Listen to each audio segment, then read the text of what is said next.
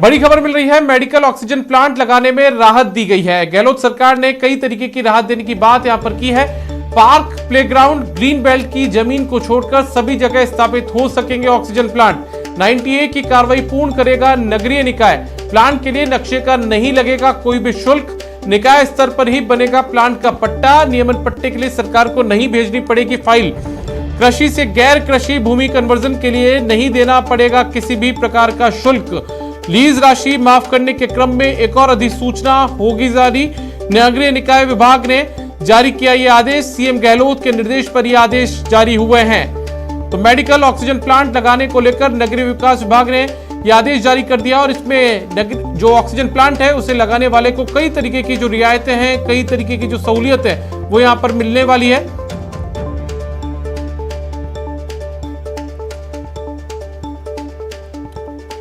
और हमारे साथ में हमारे सहयोगी लवली वाधवा फोन लाइन पर मौजूद है, उनसे पूरा मामले की जानकारी लेते हैं। लवली, जब पूरा देश ऑक्सीजन से जूझ रहा है, ऑक्सीजन की कमी से, तो ऐसे में राजस्थान सरकार ने एक बड़ा फैसला किया है कि यदि कोई व्यक्ति नया ऑक्सीजन प्लांट लगाता है तो उसे कई तरीके की रियायतें दी जाएगी। किस तरीके की रियायतें होंगी?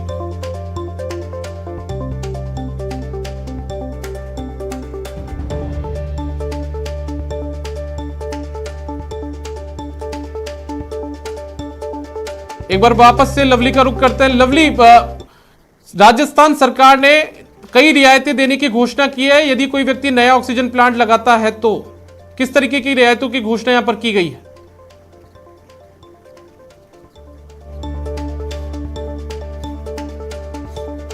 जमा नहीं होगा। इसके अलावा केवल एक एफिडेविट मात्र के हिसाब से ही ऑक्सीजन प्लांट का जो काम है वो तत्काल प्रभाव से शुरू हो सकेगा और जल्द से जल्द जो आगामी 7 दिनों के अंदर इस पूरी प्रक्रिया को जो है सरकार के जो निकाय हैं वो अपने स्तर पर पूरा करेंगे। अगर कोई भी व्यक्ति जो है ऑक्सीजन प्लांट लगाने के लिए तैयार होता है तो उसे तमाम तरह की रियायतें दी जाएगी। अगर पहले ऑक्सीजन प्लांट लगते थे तो लाखों रुपए की राशि निकायों में जमा होती थी, ऐसे में सारी राशि को मुख्यमंत्री के निर्देश पर जो है वो माफ कर दिया गया है। और आपको बता दें करीब करीब 1 करोड़ रुपए का इन्वेस्टमेंट इस पूरे प्लांट के दौरान होगा, जिसमें 50 लाख रुपए की राहत जो है वो राज्य सरकार की ओर से दी गई, यानी कि 50% में जो है ये ऑक्सीजन प्लांट लग सकेगा। मेडिकल ऑक्सीजन प्लांट अगर आप लगाते हैं तो और कई तरह की रियायतें, राजस्थान के अलावा कई और राज्य भी हैं जो इसको लेकर के पहल कर रहे हैं, लेकिन राजस्थान ने संभवतः ये पहला राज्य राजस्थान बन गया जिसने मेडिकल ऑक्सीजन प्लांट के मामले में अपने राजस्थान के तमाम शहरों और गांवों को आत्मनिर्भर बनाने की दिशा में एक बहुत बड़ा कदम जिसे कह सकते हैं वो उठाया है। और यहाँ पर किसी तरह की कोई फाइलों का मूवमेंट नहीं होगा, सरकार के पास कोई फाइल नहीं आएगी। निकाय के स्तर पर ही तमाम जो कामकाज होंगे वो तुरंत प्रभाव से 7 दिनों के अंदर अंदर पूरा करने के निर्देश जो है मुख्यमंत्री के निर्देश पर ये निर्देश जो है वो जारी कर दिए गए हैं। सभी निकायों के अंदर तत्काल प्रभाव से ये निर्देश जो है आज से ही, अभी से ही पूरे राजस्थान में ये निर्देश जो है वो लागू कर दिए जाएंगे। जी लवली, पूरा देश, पूरा प्रदेश यहाँ पर ऑक्सीजन की कमी से जूझ रहा है, ऐसे में कितनी बड़ी राहत यहाँ पर मिल पाएगी? क्योंकि यदि इस तरीके की जब रियायत दी गई है तो लोग भी आगे बढ़कर इसका फायदा जरूर यहाँ पर उठाएंगे और नए ऑक्सीजन प्लांट लगाएंगे। देखिए, एमएसएमई सेक्टर के अंदर वैसे तो कई तरह की रियायतें ऑक्सीजन प्लांट को लेकर के, लेकिन जो कन्वर्जन होता है, जमीन का कन्वर्जन, उसमें एक बहुत बड़ी राशि खर्च होती है और उसके अलावा जो फाइलों का जो मूवमेंट होता है उसमें बहुत लंबा समय अरसा बीत जाता है। तो ऐसे में ये दो जो सबसे बड़ी समस्याएं थी लोगों की, उन्हें दूर करते हुए सरकार ने सभी तरह के शुल्कों को माफ कर दिया है और केवल एक अंडरटेकिंग के आधार पर, यानी आप अंडरटेकिंग देंगे उसके आधार पर 90A की कार्रवाई भी हो जाएगी, आपकी भूमि का कन्वर्जन भी हो जाएगा औद्योगिक में, उसके साथ साथ ही आपकी जो लीज की राशि है वो भी पूरी तरह से माफ हो जाएगी। यानी आपको सरकार को एक पैसा नहीं देना, केवल अपने दस्तावेज जमा कराने, ऑक्सीजन प्लांट आप कौन सी कंपनी का लगाएंगे, कैसा लगाएंगे, उसकी जानकारी केवल सरकार को देनी और सरकार पूरी तरह से सभी तरह की कागजी कार्रवाई में जो है वो सहयोग करेगी। और मुख्यमंत्री कार्यालय जो है इस पूरे काम की जो मॉनिटरिंग के लिए मुख्यमंत्री कार्यालय के अफसरों की ड्यूटी भी इसमें लगाई गई है। जी चलिए, शुक्रिया लवली, बहुत बहुत शुक्रिया आपका इस तमाम जानकारी के लिए। तो हमारे सहयोगी लवली वाधवा जिस तरीके से बता रहे थे कि राजस्थान सरकार ने नगरीय विकास विभाग जो है उसने अब आदेश जारी कर दिया है, कई तरीके की रियायतें देने की बात की गई है, चाहे वो लैंड कन्वर्जेशन की बात हो या फिर दूसरी बातें हो। इस तरीके की रियायतें नया मेडिकल ऑक्सीजन प्लांट लगाने पर मिलने वाली है।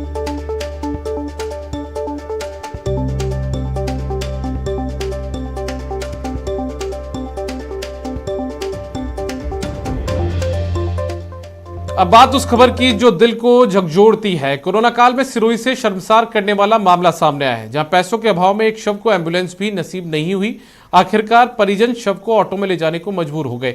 बताया जा रहा है कि उदयपुर के बेकरिया गांव के एक आदिवासी को सिरोही के सरकारी अस्पताल में भर्ती करवाया गया था, जिसकी इलाज के दौरान मौत हो गई। उसके बाद परिजन शव को घर ले जाने के लिए एम्बुलेंस ढूंढते हुए नजर आए। एम्बुलेंस तो नहीं मिली, लेकिन इस दौरान उससे पैसे भी कई मांगे गए। गरीब परिवार उसे चुकाने में असमर्थ था।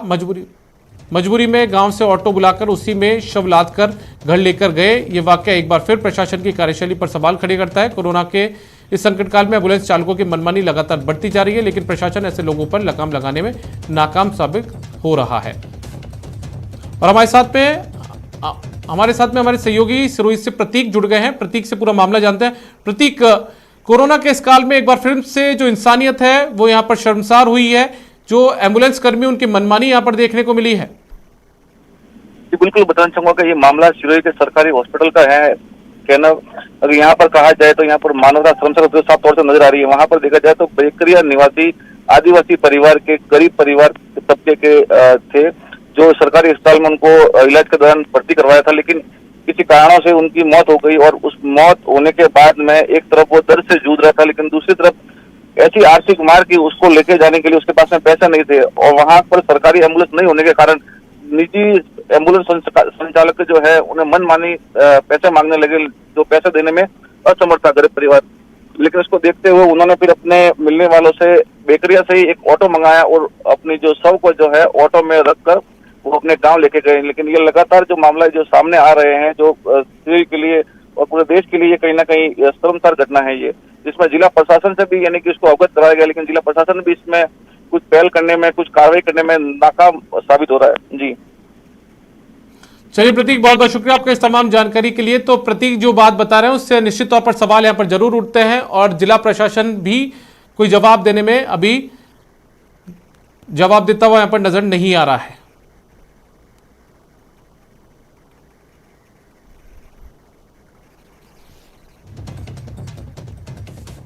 सरकार ने कोरोना संक्रमण की चैन को तोड़ने के लिए रेड अलर्ट जन अनुशासन पखवाड़ा लागू किया, लेकिन इस बीच कई जगहों पर लापरवाही की तस्वीरें भी सामने आई। अब हम आपको कोरोना काल में अस्पताल की लापरवाही दिखाते हैं। मरीजों की संख्या बढ़ने से अस्पताल की व्यवस्था चरमराई गई है। टीवी स्क्रीन पर आप दो तस्वीरें देख रहे हैं। पहली तस्वीर भरतपुर की है। यहाँ का राज बहादुर मेमोरियल अस्पताल में जगह जगह कचरे के ढेर नजर आ रहे हैं। वहीं दूसरी तस्वीर झालावाड़ जिले की है। यहाँ कोरोना लगातार कहर बरपा रहा है। लोगों को अस्पताल में सही से इलाज नहीं मिल पा रहा।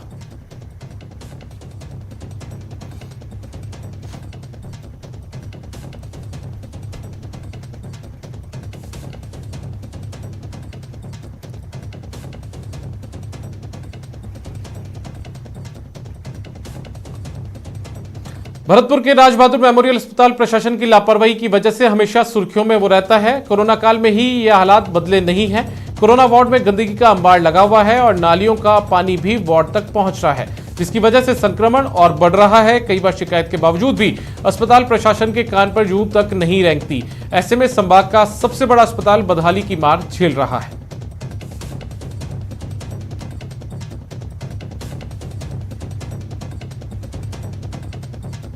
मामले बढ़ते नज़र आ रहे हैं। भरतपुर में लगातार आंकड़े जो अब सैकड़ों से ऊपर देखे जा रहे हैं, मौतों का आंकड़ा है वो भी अब बढ़ता हुआ नज़र आ रहा है। लेकिन अस्पताल प्रशासन की लापरवाही अब भी देखने को मिल रही है। अस्पताल के अंदर के हालात ऐसे हैं कि कोविड वार्डों में जहां कोरोना संक्रमित मरीज भर्ती हैं, उनके वार्डों में जो नालियों का व्यर्थ पानी है वो देखा जा रहा है। कोरोना संक्रमित जो मरीज हैं उनके बेडों तक वो पानी बहकर पहुंच रहा है। और सबसे बड़ी बात ये है कि जो स्टाफ दोनों कोविड वार्डों के बीच में, वहाँ के हालात आप तस्वीरों में देख सकते हैं। किस तरह कचरे का अंबार स्टाफ नर्स ड्यूटी रूम में लगा हुआ है। अगर इस तरह के अस्पताल के अंदर के हालात हैं तो आप इससे साफ अंदाज़ा लगा सकते हैं कि किस तरह अस्पताल प्रशासन की घोर लापरवाही है। इस तरह बढ़ते कोरोना संक्रमण के मामले में भी साफ सफाई को लेकर अस्पताल बेहद ही गंभीर नज़र नहीं आ रहा है। तो आप साफ अंदाज़ा लगा सकते हैं कि अस्पताल, संभाग के सबसे बड़े अस्पताल में ऐसे हालात हैं, तो जो छोटी छोटी CSC हैं, छोटे छोटे अस्पताल हैं, उनकी व्यवस्थाओं में क्या फ़र्क देखा नज़र आएगा आपको। इस कोरोना संक्रमित जो मरीज हैं उनको समुचित इलाज नहीं मिल पा रहा है। लगातार अस्पताल प्रशासन की शिकायतें मिल रही हैं। मरीज हैं वो दर दर की ठोकरें खा रहे हैं। तो इसमें कहीं ना कहीं संभाग के सबसे बड़े अस्पताल पर फिर एक बार सवाल खड़े हो रहे हैं। कैमरा पर्सन मनीष कुमार के साथ दीपक पुरी, न्यूज़ 18 भरतपुर। झुंझुनू के सबसे बड़े राजकीय अस्पताल BDK में बड़ी लापरवाही सामने आ रही है। अस्पताल में कोरोना संक्रमितों के इलाज के लिए बनाए गए कोविड वार्ड में इस्तेमाल होने वाले दस्ताने किट वार्ड के पास कचरे के डिब्बे में मिले हैं। ये मौत का सामान है। छू जाए या इसकी गंध फेफड़े में उतर जाए तो कोरोना का संक्रमण पक्का। झुंझुनू के सबसे बड़े बीडी के अस्पताल के इस कचरे के डिब्बे में जो कचरा आप देख रहे हैं, दरअसल ये वो कचरा है जो कोविड वार्ड से निकला है। कोरोना मरीजों के इलाज के दौरान डॉक्टरों ने जिस पीपीई किट, ग्लव्स और दूसरे इक्विपमेंट का इस्तेमाल किया है, कोरोना मरीजों ने दवाई खाने के बाद जो रैपर छोड़ा है उसे ही इस कचरे के डिब्बे में फेंका गया है। खास बात यह है कि कचरे का डिब्बा भर जाने के बाद इसमें से कचरा निकलकर बाहर बिखर गया है और ये आसपास से गुजर रहे लोगों की जिंदगी के लिए खतरा बनता जा रहा है। आम आदमी से लेकर अस्पताल प्रशासन तक हर कोई जानता है कोरोना महामारी छूने और गंध से फैलती है। मतलब साफ है, अगर इस कचरे की गंध किसी के फेफड़े तक पहुंच जाए या फिर ये कचरा किसी के शरीर से छू जाए तो फिर उसके लिए संक्रमण का खतरा कई गुना बढ़ जाएगा। अस्पताल प्रशासन की ये लापरवाही अस्पताल आने वालों के लिए खतरनाक बनी हुई है। अगर जल्द से जल्द इसे यहाँ से हटाया नहीं गया तो फिर यहाँ कोरोना विस्फोट हो सकता है। पूरे प्रदेश में आज से कर्फ्यू कम लॉकडाउन की नई गाइडलाइन लागू हो गई है। राज्य में पहले से चल रही लॉकडाउन जैसी पाबंदियों को 17 मई तक बढ़ाया गया है। इस बार सख्ती ज्यादा है। बिना वजह बाहर घूमने वाले लोगों पर सख्ती का प्रावधान किया गया है। पाबंदी को रेड अलर्ट जन अनुशासन पखवाड़े का नाम दिया गया है। आज दोपहर 12 बजे से लेकर सुबह 5 बजे के बीच बेवजह बाहर घूमने वालों को RT-PCR रिपोर्ट नेगेटिव नहीं आने तक संस्थागत क्वारंटाइन किया जाएगा।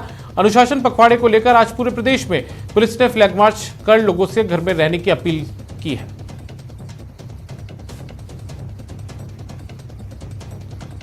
प्रदेश भर में रेड अलर्ट जन अनुशासन पखवाड़े के तहत कोरोना गाइडलाइन की पालना के लिए पुलिस ने फ्लैग मार्च निकाला। चूरू, प्रतापनगर, राजसमंद, धौलपुर, करौली, दौसा पुलिस ने फ्लैग मार्च निकालकर लोगों से घर में रहने की अपील की।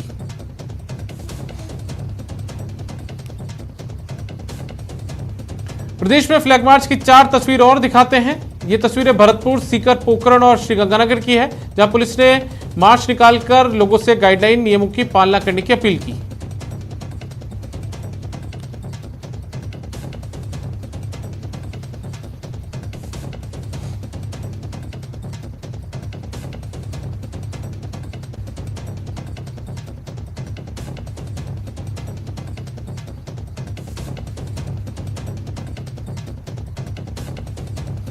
सवाईमाधोपुर जिले में कोरोना के कारण रोडवेज व्यवस्था भी पूरी तरह से प्रभावित हुई है। कोरोना संक्रमण के कारण यात्री भार कम होने के चलते राजस्व घाटा झेल रहे सवाईमाधोपुर डिपो से अब भी आधी बसें संचालित हो रही है। इसका जायजा लिया हमारे संवाददाता गिरिराज शर्मा ने। कोरोना संक्रमण बेहद व्यापकता के साथ अपने पैर पसारता चला जा रहा है, जिसके चलते सवाईमाधोपुर जिले में भी आवागमन के साधनों पर इसका बेहद विपरीत प्रभाव देखने को मिल रहा है। एक और रेलवे ने जहां कई ट्रेनों को रद्द कर दिया है, तो वहीं दूसरी ओर सड़क यातायात पर भी अब इसका बेहद विपरीत प्रभाव देखा जा सकता है। हम इस वक्त खड़े हैं सवाईमाधोपुर जिला मुख्यालय के रोडवेज डिपो पर, जहां पर मैं आपको ये जानकारी दे दूं कि सवाईमाधोपुर जिले से पहले 35 बसें विभिन्न मार्गों पर संचालित हुआ करती थी, जिसके चलते जयपुर, जोधपुर, जैसलमेर, भीलवाड़ा, उदयपुर आदि कई मार्गों पर यह रोडवेज बसों का संचालन हुआ करता था। लेकिन अब इन मार्गों पर रोडवेज की संख्या बेहद सीमित कर दी गई है। अब सवाईमाधोपुर रोडवेज डिपो से महज 19 बसें ही संचालित हो रही हैं। वहीं आप सवाईमाधोपुर रोडवेज डिपो का हाल भी देख सकते हैं। यहाँ पर भी यात्रियों की संख्या बेहद कम हो गई है। रोडवेज डिपो पर भी यात्रियों की संख्या बेहद सीमित हो गई है, जिसके चलते रोडवेज डिपो पर भी अब सन्नाटे का आलम है। जिसके चलते सवाईमाधोपुर रोडवेज डिपो से भी बताया जा रहा है कि यहां पर भी राजस्व घाटा रोडवेज को लगातार वहन करना पड़ रहा है, जिसके चलते अब रोडवेज की संख्या बेहद कम कर दी गई है। गिरिराज शर्मा, न्यूज़ 18, सवाईमाधोपुर। दौसा जिला अस्पताल में संचालित RT-PCR लैब में अब एक और मशीन आ चुकी है, जिससे प्रतिदिन सैंपल टेस्ट की क्षमता बढ़ चुकी है। पहले लैब में सिर्फ 2 मशीन थी, जिससे करीब रोज 1000 टेस्ट होते थे। वहीं अब एक और मशीन आने से रोज करीब 1500 जांच हो सकेगी। इसको लेकर RT-PCR लैब प्रभारी हिमांशु बापीवाल से बात की हमारे संवाददाता आशीष शर्मा ने। मरीजों की संख्या में भारी बढ़ोतरी हुई है, वहीं सैंपलिंग की संख्या में भी काफ़ी बढ़ोतरी हुई है, जिसके चलते अधिक संख्या में सैंपल आने के कारण इन सैंपलों को जांच के लिए बाहरी जिलों में भी भेजना पड़ रहा था। लेकिन अब व्यवस्थाएं वापस पटरी पर आने लगी हैं, क्योंकि यहां पर एक मशीन और बढ़ा दी गई है। जो कोविड लैब के प्रभारी हैं हिमांशु बापीवाल, ये हमारे साथ हैं। हम हिमांशु बापीवाल से बात करते हैं। सर, पहले कितनी मशीन थी, कितनी कैपेसिटी थी और अब क्या परिवर्तन आया है? पहले जब रैप शुरू हुई थी दिसंबर के महीने में, जब हमारे पास 2 मशीनें थी और हमारी कैपेसिटी 500 की थी, लेकिन जैसे अप्रैल के महीने में सैंपल बढ़ने लगे तो गवर्नमेंट ने हमको 1 मशीन बायोरेड की और दी है और हमारी कैपेसिटी 1500 की कर दी गई है। और इस महीने में हम करीब 23,000 से ऊपर के सैंपल जांच कर चुके हैं और करीब 1500 सैंपल हमारे पास डेली के आ रहे हैं। अब एक मशीन में कितने सैंपलों की जांच हो पाती है? एक मशीन में एक बार में 96 सैंपलों की जांच होती है और 3 मशीनों से हम अलग अलग रन करके 5-5, 6-6 रन करके फिर 1500 से अधिक सैंपलों की हम जांच पर डे कर रहे हैं। बिल्कुल, जो पहले जो समस्या आई थी, क्योंकि अप्रैल में काफ़ी संख्या में मरीजों की संख्या बढ़ी और सैंपलिंग भी काफ़ी संख्या में हुए, इसलिए बाहरी जिलों में भेजे गए, लेकिन अब यहाँ पर 1500 से अधिक सैंपलों की प्रतिदिन जांच हो सकती है। ऐसे में वो समस्या भी नहीं आएगी और जो कोविड-19 के जो मरीज हैं उनकी तत्काल पहचान हो सकेगी, पहचान होने के बाद उनको उपचार भी मिल सकेगा। ऐसे में सरकार ने यहाँ पर एक नई मशीन उपलब्ध करा दी है, जिससे निश्चित रूप से कोविड मरीजों के लिए फ़ायदा होगा। आशीष शर्मा, न्यूज़ 18, दौसा। अभी तक आप एटीएम से सिर्फ पैसे निकालते थे, लेकिन अब आप एटीएम से मास्क भी निकाल पाएंगे। जी हां, झुंझुनू में मास्क एटीएम बनाया गया है। शहर में जगह जगह एटीएम की तरह से मास्क वितरित करने के लिए ई रिक्शा लगाए गए हैं। इन ई रिक्शों को शहर के मुख्य चौराहों पर खड़ा किया गया है, जहां पर ये मास्क एटीएम के द्वारा लोगों को वितरित करेंगे। यह अनोखा प्रयोग नगर परिषद के आयुक्त अनिता खीचड़ ने किया है। उन्होंने बताया कि शहर में 1 लाख से अधिक मास्क वितरित किए जा रहे हैं।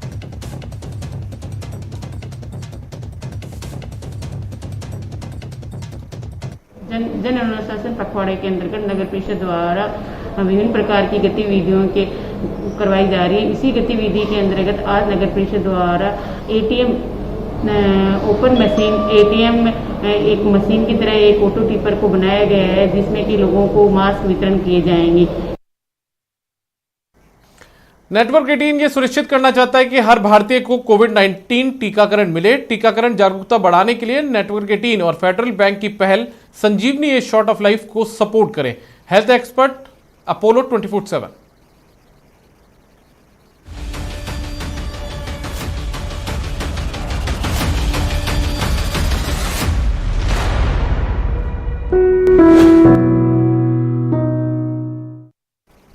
बात रफ्तार के कहर की करते हैं। प्रदेश के दौसा शहर में रफ्तार का कहर देखने को मिला। 3 अलग अलग हादसों में कई लोग घायल हुए, वहीं एक युवक की मौत हो गई।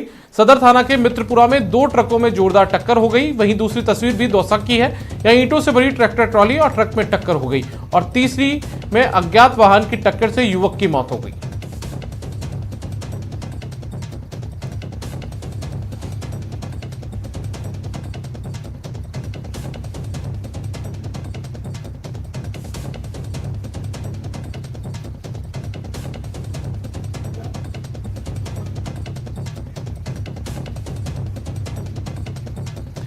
अब बात अभिभावकों को लगे सुप्रीम झटके की। निजी स्कूल ले सकेंगे सत्र 2020-21 की पूरी फीस। अभिभावकों को देनी होगी 15% छूट। स्कूल 85% फीस कर सकेंगे वसूल। अभिभावकों को 6 किश्तों में देनी होगी ये फीस। स्कूल और छूट देना चाहे तो दे सकते हैं। स्टूडेंट्स को ऑनलाइन क्लास से बाहर नहीं करेंगे। किसी भी स्टूडेंट्स का रिजल्ट नहीं रोका जाएगा। 10वीं और 12वीं की परीक्षा में बैठने से किसी को भी नहीं रोक सकते हैं।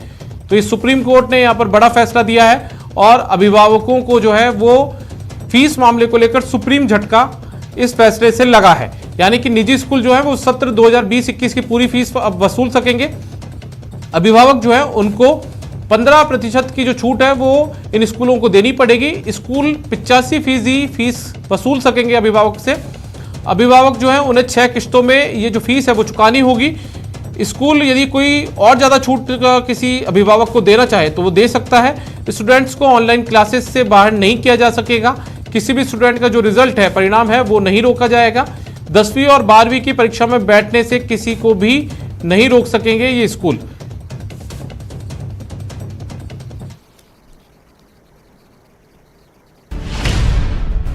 लाखों अभिभावकों को झटका।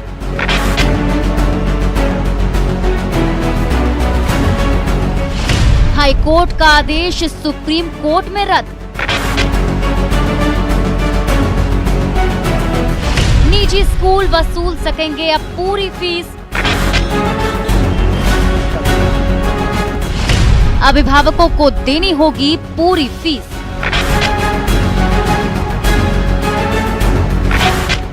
कोरोना काल में स्कूली बच्चों से 70% फीस लेने के राजस्थान हाईकोर्ट के आदेश को सुप्रीम कोर्ट ने रद्द कर दिया है। सुप्रीम कोर्ट में जस्टिस AM खानविलकर और जस्टिस कृष्णा मुरारी की बेंच ने ये फैसला सुनाया है। आपको बता दें कि निजी स्कूलों ने हाईकोर्ट के फैसले को सुप्रीम कोर्ट में चुनौती दी थी। उन्होंने अभिभावकों से पूरी फीस लेने की मांग की थी। निजी स्कूलों की तरफ से एडवोकेट प्रतीक कासलीवाल सहित कई वकीलों ने जिरह की। सुप्रीम कोर्ट के पूरे फैसले का अभी इंतजार है। पूरा फैसला आने के बाद ही ये साफ हो सकेगा कि अभिभावकों को अब कितना फीस देना होगा। उधर अब अभिभावक को भी इस संबंध में राजस्थान सरकार के अगले कदम का इंतजार है। न्यायालय द्वारा स्कूल फीस मामले पे एक बहुत अहम फैसला दिया गया है, जिसमें राजस्थान उच्च न्यायालय के 18 दिसंबर 2020 के ऑर्डर को खारिज कर दिया गया है, जिसमें उच्च न्यायालय ने स्कूल्स के लिए डायरेक्शन दिए थे कि वो 70% फीस ही ले पाएंगे, वो भी स्कूल खुलने के उपरांत। तो एक बहुत बड़ा रिलीफ स्कूल्स को दिया गया है, जहां ये ऑर्डर खारिज कर दिया गया है और जो कंटेम्प्ट की अवमानना याचिकाएं थी उन सबको भी डिस्पोज ऑफ कर दिया गया। राजस्थान हाईकोर्ट के 18 दिसंबर के जिस फैसले को सुप्रीम कोर्ट ने रद्द किया है, उसकी बात करें तो सीजे इंद्रजीत महांती की खंडपीठ ने सुनाया था फैसला। माध्यमिक शिक्षा बोर्ड से संबंध रखने वाली स्कूलें 60% और CBSE से एफिलेटेड स्कूलें 70% ट्यूशन फीस वसूल कर सकती है। हाईकोर्ट के इस फैसले के खिलाफ प्रदेश के प्राइवेट स्कूल सुप्रीम कोर्ट गए थे। राजस्थान में अभिभावकों को सुप्रीम कोर्ट से बड़ा झटका लगा है। दरअसल सुप्रीम कोर्ट ने अभिभावकों को फीस बढ़ाने के मामले में कोई राहत नहीं दी है। सुप्रीम कोर्ट में मामले की सुनवाई चल रही थी। आज फिलहाल सुप्रीम कोर्ट ने इस मामले में अपना विस्तृत आदेश जारी कर दिया है। बहरहाल सुप्रीम कोर्ट के इस फैसले से कुछ अभिभावक नाखुश हैं। उनकी तरफ से यह बताया गया है कि वो इस पूरे फैसले को सुप्रीम कोर्ट में दोबारा चुनौती देंगे। बहरहाल सुप्रीम कोर्ट से अभिभावकों को राजस्थान प्रदेश में फीस के मामले में कोई राहत नहीं मिली है। हाईकोर्ट का आदेश रद्द होने के बाद ये मानकर चला जा रहा है कि अब निजी स्कूल पूरी फीस वसूल सकेंगे, लेकिन अभी भी अभिभावकों को सुप्रीम कोर्ट के ऑर्डर की कॉपी आने का इंतजार है। जयपुर से सचिन कुमार की रिपोर्ट। महामारी के इस दौर ने लोगों को अपने पारिवारिक दायित्व से दूर कर दिया है। कोरोना से जिंदगी तो मुश्किल में है ही, मरने के बाद अस्थियां भी मोक्ष के लिए तरस रही हैं। कैसे मिले मुक्ति?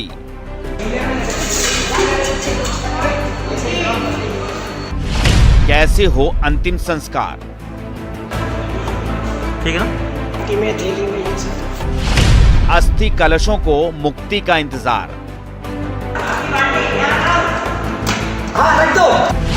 लॉकडाउन में मुक्ति के इंतजार में मोक्ष कलश। कोरोना महामारी ने आमजन को घरों में कैद रहने को मजबूर कर दिया है। डर के चलते लोग न केवल अंतिम संस्कार में जाने से कतरा रहे हैं, बल्कि अपनों के अस्थि कलश लेने भी मुक्ति धाम नहीं जा पा रहे हैं। ऐसे में डिब्बों में कैद पड़ी अस्थियों को आज भी अपनों का इंतजार है। जगह नहीं है रखने की, कहाँ रखे हैं, घरों पे लेके जा नहीं सकते तो वो यहाँ रख देते। मेरे पास में ऐसी लॉकर फुल हो रहे हैं, तो मैं क्या अभी लोगों को कह रहा हूँ भाई साहब कोई पीपा लिया हो या डब्बा लिया हो, ताला लगा के नाम लिख के रख दो। अब क्या है, बाजार बंद है, अब बाजार खुले तो कोई डब्बे का भी इंतजाम हो उनसे, ताकि लोग और रखें। तो इसमें अगर जो ले आता है तो मैं बाल्टी उनमें रख देता हूँ, अगर किसी का नहीं होता तो मैं बाल्टी में डाल के थैली में नाम लिख करके रख देता हूँ। जो आता है पार्टी जिसको अपनी अपनी चीज़ दे देता हूँ। अभी तक किसी से कोई हेरफेर नहीं हुई है और न किसी। इसे कोरोना की दहशत कहें या मजबूरी, लेकिन लोग हालात सामान्य होने के इंतजार में अपने परिजनों की अस्थियों को मुक्ति धाम के लॉकर में ही रख रहे हैं। लेकिन अब तो वहां भी जगह नहीं बची है। स्थिति ये हो गई है कि अस्थियों को पीपों और डिब्बों में रखना पड़ रहा है। पहले यहाँ 2 से 3 दर्जन अस्थियों का ही स्टोर रहा करता था, लेकिन हालात आज इतने बेकाबू हो चुके हैं कि 300 से ज्यादा अस्थि कलश रखे हैं, लेकिन उनको ले जाने वाला कोई नहीं है। हालात ये हैं कि मृतकों के परिजनों को अंतिम संस्कार के लिए भी लंबा इंतजार करना पड़ रहा है। वही मुक्तिधाम में अस्थि कलश रखने की भी जगह नहीं बची हुई है।